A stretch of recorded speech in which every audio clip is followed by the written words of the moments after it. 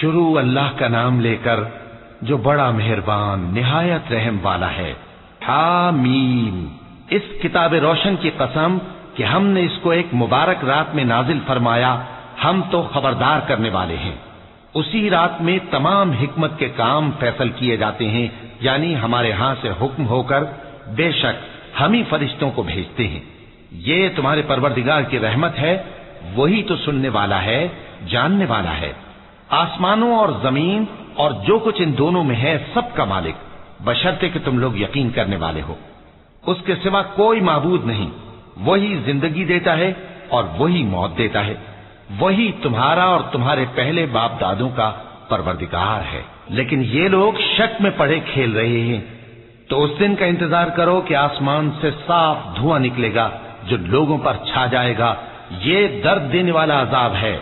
اس وقت وہ کہیں گے کہ اے پروردگار، ہم سے اس عذاب کو دور کر، ہم ایمان لاتے ہیں۔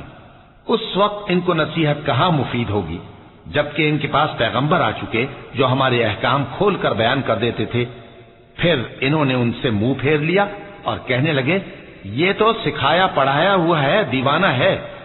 ہم تو تھوڑے دنوں عذاب ٹال دیتے ہیں مگر تم پھر کفر کرنے لگتے ہو۔ جس دن ہم بڑی سخت گرفت کریں گے تو بے شک انتقام لے کر چھوڑیں گے۔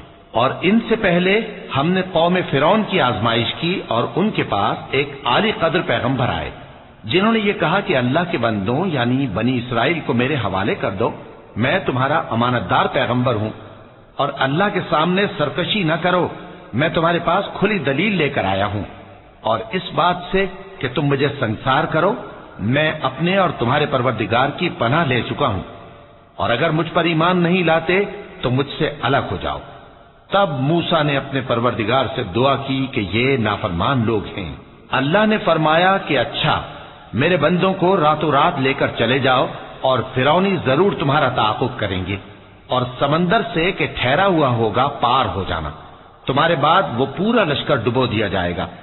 وہ لوگ بہت سے باغ اور چشمے چھوڑ گئے اور کھیتیاں اور نفیس مکان اور آرام کی چیزیں جن میں وہ عیش کیا کرتے تھے۔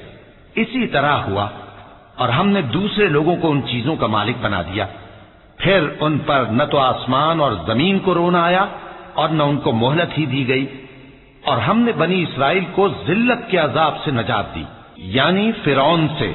بے شک وہ سرکش اور حد سے نکلا ہوا تھا، اور ہم نے بنی اسرائیل کو اہل عالم میں سے علم کی بنیاد پر چنا تھا، اور ان کو ایسی نشانیاں دی تھیں جن میں کھلی آزمائش تھی۔ یہ لوگ یہ کہتے ہیں کہ ہمیں صرف پہلی دفعہ یعنی ایک بار مرنا ہے اور پھر اٹھنا نہیں۔ بس اگر تم سچے ہو تو ہمارے باپ دادا کو زندہ کر لاؤ۔ بھلا یہ اچھے ہیں یا تبا کی قوم اور وہ لوگ جو ان سے پہلے ہو چکے ہیں؟ ہم نے ان سب کو ہلاک کر دیا، بے شک وہ گناہگار تھے۔ اور ہم نے آسمانوں اور زمین کو اور جو کچھ ان میں ہے اس کو کھیل کے لیے نہیں بنایا، ان کو ہم نے تدبیر سے پیدا کیا ہے، لیکن اکثر لوگ نہیں جانتے۔ کچھ شک نہیں کہ فیصلے کا دن ان سب کے جی اٹھنے کا وقت ہے، جس دن کوئی دوست کسی دوست کے کچھ کام نہ آئے گا اور نہ ان کو مدد ملے گی مگر جس پر اللہ مہربانی کرے۔ بے شک وہی غالب ہے، بڑا مہربان ہے۔ بلا شبہ تھوہر کا درخت گناہگاروں کا کھانا ہوگا، جیسے پگھلا ہوا تانبا۔ وہ تھوہر پیٹوں میں اس طرح کھولے گا جس طرح گرم پانی کھولتا ہے۔ حکم دیا جائے گا کہ اس کو پکڑ لو اور کھینچتے ہوئے دوزخ کے بیچوں بیچ لے جاؤ، پھر اس کے سر پر کھولتا ہوا پانی انڈیل دو کہ عذاب پر عذاب ہو۔